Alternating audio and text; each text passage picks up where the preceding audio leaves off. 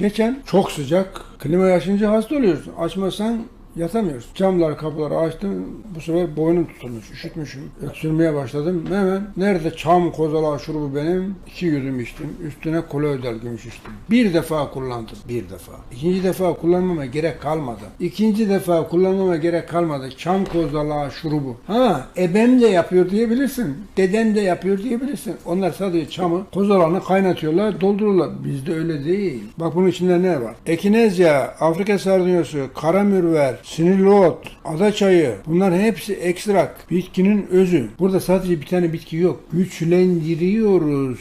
Etkisini katlıyor. Bizim üretmiş olduğumuz çam kozalağı şurubunun etkisi 100 ise senin dedeyin, nineyin, ebeğin ürettiği çam kozalağı şurubu %5 veya %10 hadi. Ekinezya var, Afrika sardunyası var, karamürver var, kekik var, var da sinirli ot var. Yani arada milyon fark var.